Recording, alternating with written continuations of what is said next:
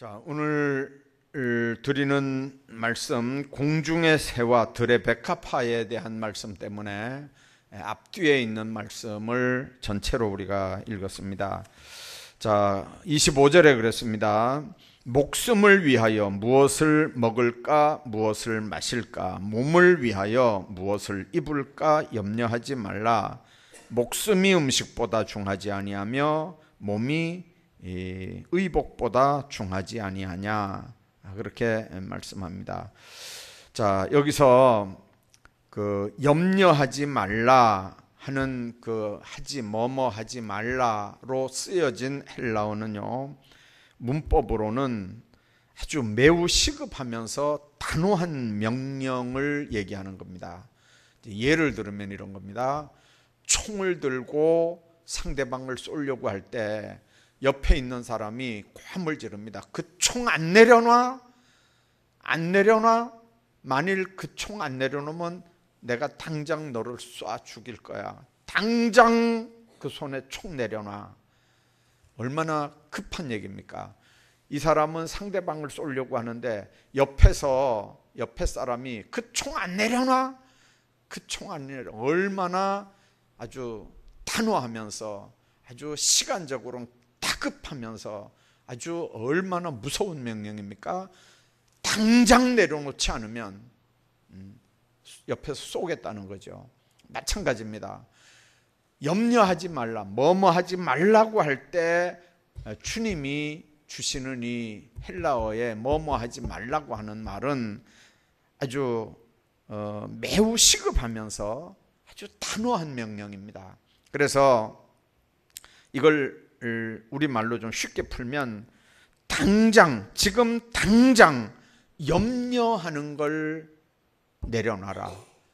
지금 당장 염려하는 걸 멈춰라. 그런 의미입니다. 그런데 이 본문이 27절, 28절, 31절, 34절에 4번이나 이렇게 이 단어가 나옵니다.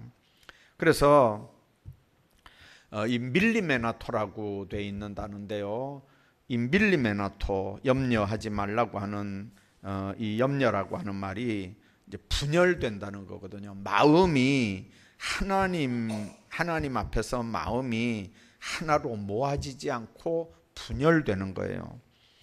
자, 이제 역사적 배경을 먼저 얘기하면 이스라엘은 로마의 식민 통치 받을 때입니다. 그러니까 정치, 경제, 사회, 종교적으로 굉장히 이게 불안한 상황입니다.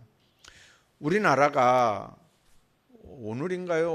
어젠가요? 뉴스 보니까 지금 일본하고 관계 때문에 뭐 7조인가 8조인가가 어떻게 없어졌다며요. 뭔 소리인지 모르겠는데 증시가 폭락을 해가지고 보니까 증시가 폭락을 해가지고 7조 원이 휴지가 돼버렸대. 7조 원어치가. 이게 증시라는 게 좀 맹랑하긴 한 거거든요. 이게 손에 잡히는 건 아닌데 수치로 예를 들면 이런 거예요. 100만 원짜리 증권이 어떨 때는 110만 원도 되고 120만 원도 되지만 이게 경기가 안 좋다든지 무슨 악재가 있다든지 이렇게 하면 100만 원짜리가 80만 원도 되고 70만 원도 되고 막 이렇게 하는 거거든요. 이 100만 원이라는 게 보장이 안 되는 거예요. 그래서 이 어려울 때는 제일 좋은 게 금덩어리 가지고 있는 게 제일 좋아요. 금덩어리 가지고 있는. 근데 이 증시 가지고 있는 사람들은요, 지금요, 증권 가지고 있는 사람은 지금 잠을 못 잘 거예요. 뭐 며칠 사이에 7조인가 8조인가 날아갔다 그러니까, 그 뭐 어지간히 가지고 있는 사람은 뭐 몇 천만 원, 몇 억씩 다 안 날아갔겠어요? 자, 그러니까 이 염려한다는 게 이제 그 당시에 이스라엘도 로마의 그 압제 아래 살았거든요. 그러니까 정치, 경제, 사회, 종교적으로 다 불안한 상황이에요. 부자들은 세금을 포탈합니다. 가난한 자들은 억울하게 과다한 세금을 내야 됐고요. 그래서 극심한 빈부 차이가 이렇게 생겼습니다. 생존 문제까지 위협을 당했습니다. 한시도 이 염려에서 떠날 그런 시간이, 그럴 날이 없었어요. 그러니까 그 사람들만 그러느냐? 사실은 오늘 우리도 마찬가지죠. 세상 살면서 염려, 근심, 걱정 안 하고 살아가는 사람들이 어디 있겠습니까? 다 근심, 걱정 사는데, 근데 그때는 더 했었단 말이죠. 이제 그때 예수님께서 하시는 말씀이 염려하지 말라는 거예요. 뭘 먹을까, 뭘 입을까 염려하지 말라는 거죠. 목숨을 위해서 뭘 먹을까, 뭘 마실까, 몸을 위해서 뭘 입을까 염려하지 말아라. 그러면서 먹는 문제는 뭘 보라고 하냐면 공중에 나는 새를 보라고 그러고, 입는 문제는 들의 백합화를 보라 그러는 거예요. 들의 백합화를. 여러분들, 하나님 안에서 이 생활에 대한 습관, 염려를 깨끗하게 우리가 내려놓을 수 있어야 되는데, 오늘 본문 읽은 말씀들 전체가 이제 그 말씀을 하거든요. 먹고 마시고 입는 거 중요한 거거든요. 의식주 문제 빼놓으면 사실은 근심 걱정거리가 한 8, 90%는 줄어들 것 같아요. 다 먹고 살고 그런 문제잖아요. 아이들 공부시키고 하는 문제. 근데 사실은 하나님께서 아담 하와에게 온갖 먹을 것 마실 것 다 줬거든요. 에덴 동산에서 그들이 부족한 게 뭐였을까요? 그런데 하나님 앞에 범죄한 이후에 당장 필요한 게 뭐였습니까? 옷이 필요했습니다. 하나님이 양을 잡아 가죽으로 옷을 지어 입힙니다. 하나님은 인간의 필요를 아셨고, 나뭇잎으로 치마를 만들어서 순간적으로 한번 수치를 가려보겠다고 하는 인본주의를 깨고 짐승의 가죽으로 옷을 만들어서 입혔던 걸 우리가 압니다. 하나님은 인간의 필요가 뭔지 아시거든요. 예수님도 40일 금식하신 다음에 사탄이 돌로 떡을 만들라고 시험할 때 예수님 뭐라고 그랬습니까? 사람이 떡으로만 사는 게 아니요 하나님의 입에서 나오는 모든 말씀으로 살 것이라고 말씀합니다. 사람의 육체는 떡이 필요하죠. 그런데 예수님 하신 말씀, 사람의 육체는 떡이 필요하다는 말씀 인정하는 거예요. 그러나 그 떡으로 영혼을 만족시킬 수는 없다는 뜻입니다. 먹고는 살아야 돼요. 그러나 먹고 산다는 말은 육신에 관한 얘기고요, 영혼에 관한 얘기는 아니거든요. 요한복음 6장에 보면 베세다 들녘에서 배고픈 군중들에게 떡을 배불리 먹는 사건이 기록이 됩니다. 말씀만 먹고 헤어지게 하면 되지 왜 그들에게 먹을 걸 줘서 그렇게 보낼까요? 요한복음 21장에 보면 고기 잡는 제자들에게 찾아가서 조반을 준비하시고 이제 그들에게 먹이시는 모습을 우리가 봅니다. 여러분들, 먹고 마시는 걸 예수님이 부정하거나 부인하지 않습니다. 중요한 거예요. 그러나 먹고 마시는 문제는 인간이 세상을 살아갈 때 이건 필요한 수단이고 방법일 뿐이지 그 자체가 목적이 아니라고 하는 걸 우리가 명심해야 됩니다. 여러분들, 먹고 사는 문제, 돈 버는 문제가 인생의 목적이면요, 그 목적을 위해서는 나머지를 다 포기할 수 있어요. 주일날 교회 오는 것도 포기할 수 있고요, 하나님 앞에 예배 드리는 것도 포기할 수 있고요, 11조 하는 것보다 안 하는 게 11조 하는 것보다 안 하는 게 경제적인 계산 방법으로는 훨씬 더 덕이잖아요. 11조 안 하면 돈이 굳는 거잖아요. 11조 하면 내 주머니에서 돈이 나가는 거잖아요. 그러니까 여러분들, 삶의 목적이 물질이 목적이면 나머지는 다 정리가 안 돼요. 예수 믿는 사람들에게 필요한 건 삶의 우선순위가 뭐냐는 거죠. 먹고 사는 걸 주님이 무시한 게 아니고 그거 없어도 된다고 한 게 아니라 반드시 그런 건 있어야 되지만 그거보다 인생의 근본 문제는 먹고 사는 건 수단일 뿐이지 방법일 뿐이지 사람이 사는 목적은 아니라는 거죠. 여러분들, 우리가 분명히 얘기해야 합니다. 말은 우리가 맞습니다. 그런 건 수단이고 방법이죠. 사람 사는 목적이 그 하나님 앞에 영광이고 천국에 상급 쌓는 일이고 뭐 그런 거지요. 말은 우리가 이제 얼마든지 그렇게 할 수 있습니다. 자, 그런데 실제는요, 우리 삶이 그렇게 거룩합니까? 네. 오늘도 무슨 기아 대책 목사님들 모임이 있었어요. 갑자기 이제 어디 그 외국에 뭐 이렇게 재정 지원을 해줘야 될 일이 있어서 갑자기 좀 모였는데, 어떤 목사님이 얘기하다가 그런 얘기를 해요. 나는 거룩한 사람이 아닙니다. 나는 거룩한 사람이 아닙니다. 예. 그 목사님들 보고 그래. 자기는 거룩한 사람이 아니라고. 예. 그러니까 이제 다른 분들은 그냥 이제 재정 잔고를 생각하지 않고 막 이제 어렵다 그러니까 자꾸 보내주고 싶은 거예요. 자꾸 보내주고 싶은데 이 살림을 아는 목사님들은 그거 보내주면 이제 살림은 어떻게 사냐고요. 살림은 간사 월급도 줘야 되죠. 뭐 이렇게 2달에 한 번씩 이렇게 모이는 뭐 모임에 뭐 행정비도 있고 뭐 비용들 많이 있잖아요. 갑자기 무슨 뭐 선교사가 온다든지 뭐 이렇게 하면 재정 지출해야 되는 것들이 많이 있거든요. 근데 이제 그렇게 되면 이게 항상 이제 얼마씩 이렇게 돈이 좀 모여져 있어야 되는데, 그 갑자기 이제 없던 예산에 없던 얘기를 이제 이렇게 해야 되니까 어떤 목사님들은 그래도 해줘야 됩니다 이렇게 하는데, 어떤 목사님이 그거 안 된다고, 안 된다는 목사님을 모두 이렇게 쳐다보니까 나중에 화가 나니까 나는 거룩한 사람이 아닙니다. 그런 얘기를 해요. 난 거룩한 사람이 아니라. 여러분들, 주님께서 우리에게 요구하는 게 뭡니까?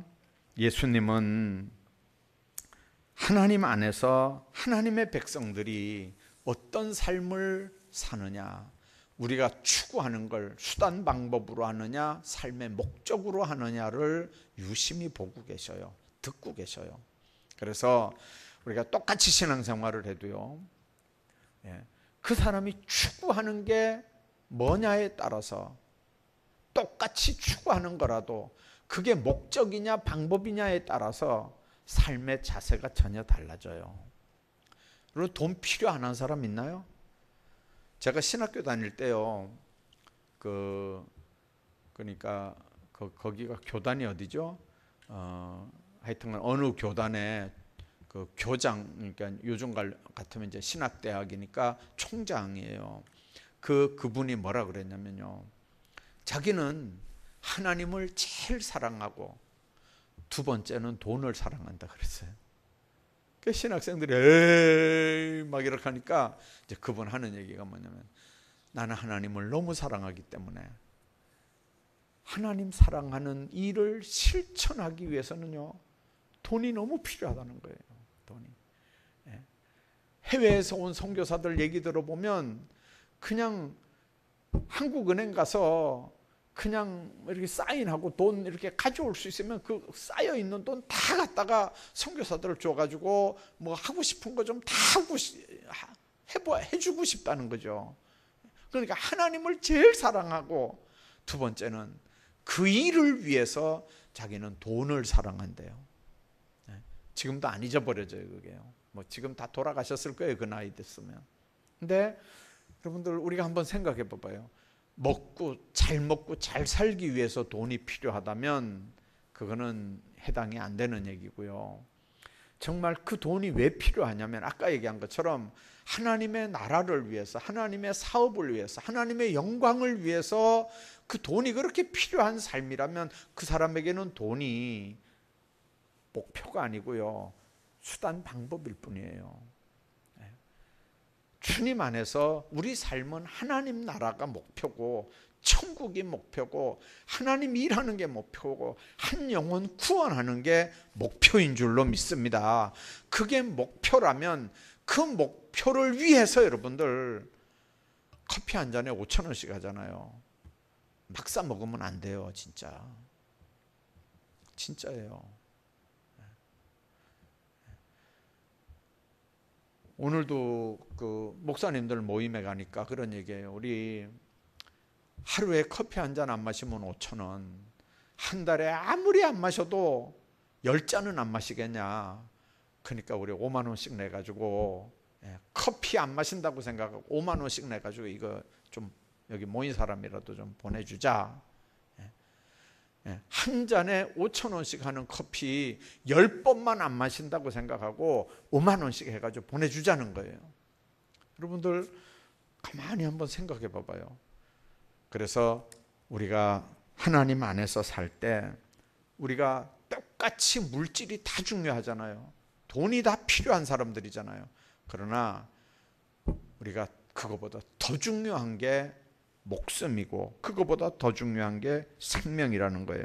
그래서 주님은 뭐라고 말씀하냐면요, 32절에 이는 다 이방인들이 구하는 거다. 혈통적인 이방인들만 얘기하는 거 아니에요. 하나님 섬기지 않는 이교도, 불신자들을 포함해서 하는 얘기입니다. 그러니까 하나님이 없는 이교도들은 눈에 보이는 것에 집착해서 거기에 얽매여 살지만 우리는 하나님의 백성들이잖아요. 그러니까 하나님 나라를 위해서 그렇게 우리가 세상을 사는 거거든요. 자, 그러면서 주님 말씀하신 게 공중의 새와 이제 들의 백합하라는 거죠. 자, 여러분들 공중의 새를 한번 보세요. 공중의 새니까요. 공중에 지금 날고 있는 새잖아요. 나뭇가지에서 잠자고 졸고 놀고 그런 새가 아닙니다. 새는 날지 않고 가만히 있어도 입에 먹이가 들어오는 거 아니거든요. 먹이를 위해서 얼마나 공중에 나는지 몰라요. 요즘에는 드론이라는 게 있어요. 드론. 이 카메라 장치를 해가지고 이렇게 아이들 장난감처럼 해서 싼 건 한 50만 원 이렇게 하지만 비싼 건 몇백만 원짜리가 있어요. 이제 그런 드론이라고 하는 비행 물체가 있어요. 거기다 카메라 장착을 해가지고 낚시하는 사람들이 바다에서 그 드론을 띄워가지고요, 자기가 낚시하는 걸 이렇게 전체를 그 주변에 이 풍경하고 다 이렇게 찍어요. 근데 그 드론이 그냥 풍경만 찍는 게 아니고요, 물이 맑은 데는 뭐도 찍냐면요, 물 속까지 다 찍는 거예요. 물 속까지. 그 물 속에 동해안 같은 데는 물이 맑잖아요. 그러면 막 떼를 지어 다니는 물고기들이 많이 있단 말이에요. 그러면 그 떼를 지어 다니는 물고기들을 먹으려고 큰 물고기들이 와서 막 잡아먹으려고 하면 그 떼를 지어 다니는 멸치 같은 물고기들은 그 큰 고기들한테 안 잡혀 먹으려고 이 위로 뜨는 거예요. 수면으로 이렇게 뜨는 거예요. 그거 뜨는 걸 알고 갈매기들이요, 막 팍팍 내려 꽂히면서 물속에 그냥 팍팍 물속으로 꼽혀 들어가면서 그냥 물고기를 잡아먹고 이렇게 올라와요. 그런 이렇게 사진을, 그 동영상을 보면요, 와, 얼마나 무서운지 몰라요. 보통 때는 이렇게 날아다니는 갈매기 같은 건데 그냥 밑에 물고기가 있으니까요, 그냥 날아가다 팍팍 물속으로 꼽혀 들어가서 그냥 가서 막 잡아먹고 이렇게 올라와요. 여러분들, 하나님 안에서 우리가 기억해야 되는 거예요. 그 갈매기가 눈에는 이렇게 보이잖아요. 물고기가 얼마나 많이 보이겠어요. 그런데 문제는 밑에서 큰 고기들이 잡아먹으려고 그 작은 멸치 같은 고기들을 이렇게 추적하지 않으면 이 작은 고기들이 물 수면으로 안 뜨거든요. 안 뜨면 갈매기들이 보기만 하고 깊은 물 속에 있는 걸 못 잡아먹잖아요. 아무리 팍팍 꼽혀서 잡아먹어도 뭐 몇십 센치, 한 50cm 뭐 요 정도로 들어가 잡아먹지 뭐 몇 메다까지 갈매기가 물속에 들어가서 잡아먹고 나오겠어요? 그러니까 보기는 보는데 못 먹는 거예요. 그러니까 갈매기가 빼짝 말랐대요. 보기는 먹을 건 많은데 보기만 보고 못 먹으니까 빼짝 말랐대요. 여러분들, 우리가 한번 생각을 한번 해봐봐요. 이게 공중에 나는 새는요, 노는 새가 아니에요. 분명히 일하는 새예요. 일하는 새. 새 얼마나 많이 잡아먹겠어요. 참 많이 잡아먹거든요. 우리 사택마당, 요 교회하고 사택하고 여기에 제비집이 몇 년 전에 있었어요. 올 봄에도 제비가 왔는데 한번 이렇게 돌더니 도둑고양이가 몇 마리를 왔다 갔다 하는 걸 보고요, 다시는 안 오더라고요. 그 전해는 와가지고 새끼도 치고 그랬어요. 근데 몇 마리가 도둑고양이한테 다 잡혀먹었어요. 그 제비가 있을 때 보니까요, 교회 마당에, 사택 마당에 벌레들이 없어요. 다 잡아먹어가지고 모기도 잡아먹고 뭐 파리도 잡아먹고 어지간한 건 다 잡아먹어요. 날아다니는 건 제비들이 다 잡아먹어요. 얼마나 많이 잡아먹는지 몰라요. 그러니까 공중 나는 새는 놀러 다니는 게 아니라니까요, 그냥 엄청 잡아먹는 거예요. 일하는 새란 말이에요. 또 일하는 새는요, 나는 목적이 분명해요. 새끼한테 잡아다가 새끼를 먹이려고 이렇게 벌레를 물러가는 건지, 아니면 자기가 먹으려고 잡는 건지, 뭐 아니면 이 삶의 자리를 이동하려고 날아가는 건지, 나는 목적도 분명하고요. 그리고 그냥 일하는 새지 둥지 안에서 노는 새를 보라는 거 아니거든요. 일하는 새를 보라는 거예요. 공중 나는 새를 보라는 거예요. 그래서 새는 스스로 날아다녀야 하고 먹이를 자기가 집어먹어야 합니다. 마찬가지로 하나님은 인간들에게 두뇌도 줬고 건강도 줬고 의욕도 줬고 꿈도 줬고 일할 수 있는 여건도 줘서 그런 것들을 통해서 먹고 살게 하는 거예요.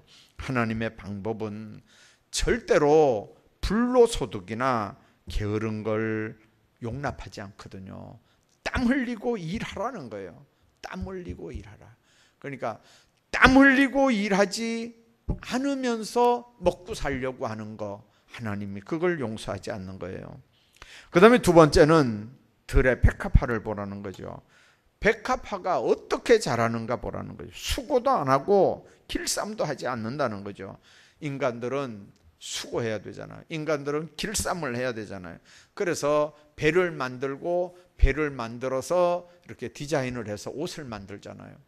마찬가지로 하나님이 말씀하시는 이 백합화, 갈릴리 해변에서 얼마든지 자라는 뭐 아네모네 같은, 개 양귀비 같은, 글라디올러스 같은, 붓꽃 같은 그런 많은 야생초들, 야생화들, 그러니까 하나님은 만들어 놓고 개입하지 않는 게 아니고 만들어 놓고 끝까지 간섭하시고 개입하시는 분이에요. 그래서 들에 핀 백합화를 보라는 거죠.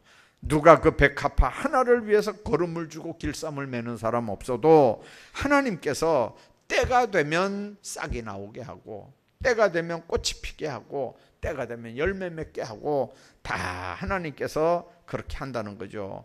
그래서 솔로몬의 모든 영광으로도 입은 것이 이 꽃 하나만 같지 않았다 그랬어요. 인간이 아무리 노력하고 수고해도 하나님이 하시는 일보다 더 정확하게 할 수 있는 인간은 없습니다. 인간이 지혜와 부와 명예와 권세를 다 가졌다 해도 그 모든 영광으로도 입은 것이 백합화 한 송이보다 못하다고 하는 거예요. 그래서 30절에 그런 말씀합니다. 오늘 있다가 내일 아궁이에 던져지는 들풀도 하나님이 이렇게 입히시거든. 하물며 너희일까 보냐.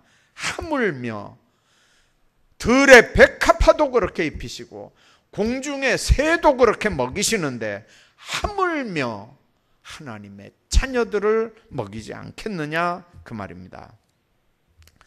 그 다음에 이제 이 말씀들 가운데 우리가 오해하는 말씀 가운데 하나가 있습니다. 오늘 본문 27절에 보면 너희 중에 누가 염려함으로 그 키를 한 자나 더 할 수 있느냐. 여러분들, 이 키라고 하는 게요, 헬라어로는 사람 신장만 얘기하진 않습니다. 뭘 얘기하냐면 삶의 기간을 의미합니다. 삶의 기간. 사람의 연수가 70이요 강건하면 80이라도 모세를 통해서 하나님이 우리에게 주신 말씀이에요. 사람의 연수가 70이래요. 강건하면 80이래요. 자, 그런데 모세가 시편 90편에 그렇게 얘기해 놓고 자기는 몇 살 살았나요? 자기는 120살 살았어요. 자기도 사람의 연수가 70이고 강건하면 80인 줄 알았어요. 그리고 자기도 그 정도 살 줄 알았죠. 그런데 하나님이 그 정도 산다고 생각했는데 어느 날 하나님 부르신 거예요. 하나님 앞에 붙잡혀서 쓰임 받다 보니까 시간 가는 걸 몰랐어요. 시간 가는 걸 몰랐어요. 여러분들 주의 일 하십시오. 주의 일 하셔요. 주의 일 하시다 보면 시간 가는 줄 몰라요. 진짜 시간 가는 줄 몰라요. 시간 가는 줄 모른다니까요. 하나님께서 하나님과 동행하고 동역하는 사람들은 건강도 책임져 주시고 물질도 책임져 주시고 가정도 책임져 주시고 자녀 손들도 책임져 주시는 줄로 믿습니다. 그 키를 누가, 삶의 기간을 누가 한 자라도 더 할 수 있겠느냐는 거죠. 여러분들 구약 성경 헬라어 역본의 70인역에 보면 이 단어가 한 20번 정도 사용이 됩니다. 헬리키아라고 하는 단어입니다. 이 헬리키아라는 단어를 키라고 이제 번역을 한 거예요. 그 다음에 이 헬리키아가 모두 나이, 수명 뭐 그런 의미로 다 사용이 됐어요. 그러니까 몸의 키만 의미하는 건 절대 아니에요. 수명이나 아니면 나이나 뭐 이런 것들. 그래서 이제 정확하게 번역을 하면 우리가 염려함으로 우리 수명을 연장하거나 우리 작은 키를 조금 더 크게 할 수 있겠느냐라고 번역해야 정확한 번역이에요. 우리는 신장만 자꾸 얘기하잖아요. 신장만이 아니고 우리 수명, 우리 나이까지도 포함하는 말씀이에요. 자, 그래서 여러분들 아무리 짧은 거리의 수명도 염려한다고 해서 이게 연장이 되느냐? 아니라는 거거든요. 병원에 어떨 때 이렇게 가보면요, 연세 많은 분들만 입원하고 있는 거 아니에요. 어떨 때 보면요, 조그만 애들이 10살도 안 됐어요. 한 대여섯 살 됐을까요? 그런 애들이 병원에 입원하고 있어요. 손등에 이거 링거 꽂고요, 머리 빡빡 깎고요. 머리 빡빡 깎았다는 말이 뭔 말이에요? 암이라는 얘기잖아요. 한 너댓 살, 대살 이런 작은 아이들이요, 소아암에 걸려가지고 이렇게 자기가 무슨 암에 걸렸는지도 몰라요. 부모는 옆에서 속이 터지겠지만 그냥 아이는 손등에 이렇게 링거 꽂고 그냥 장난치면서 놀아요. 옆에서 보면 얼마나 답답한지 몰라요. 여러분들, 우리가 할 수 있는 게 아무것도 없어요. 아무것도 없어. 뭘 어떻게 하겠어요, 그걸요. 부모가 그 사랑하는 아이가 아파가지고 그렇게 있는 모습을 보면서 부모가 억장이 무너지지만 부모가 해줄 수 있는 일이 뭐겠어요? 여러분들, 부부간에도 마찬가지잖아요. 남편이 아파 누워있는데 아내가 해줄 수 있는 게 뭐겠어요? 뭘 어떻게 해주겠어요? 그 생명을 연장을 시켜주시겠어요? 대신 해줄 수 있겠어요? 뭘 어떻게 하겠어요? 방법이 없어요. 그러니까 철학자들이 하는 얘기가 맞아요. 뭐냐면 하나님 앞에 다 단독자들이에요. 단독자들. 표현이, 철학에서 얘기하는 건 하나님 앞에 단독자예요. 여러분들, 그 철학자들이라는 말이 실존주의 철학자들이거든요. 신학자들하고 이렇게 겹쳐지는 사람들이에요. 예수 믿는 사람들이에요. 그러니까 철학이니까 하나님 앞에서 하나님과 인간 사이의 단독자, 하나님 이런 소리 못 하잖아요, 철학은. 그러니까 거기서 그냥 단독자라 그러는 거예요. 결국 인간은 뭡니까? 하나님과 나와의 관계에, 하나님과 나와의 단독 관계예요. 방법이 없어요. 주님 안에서 여러분들, 그래서 염려하지 말라는 거죠. 모든 문제는 하나님 앞에서 해결될 수밖에 없다는 거예요. 잠언 7장에 보면 마음의 즐거움은 양약이라도 심령의 근심은 마른다. 뼈가 마른다는 말은 엄청난 고통을 얘기하는 거거든요.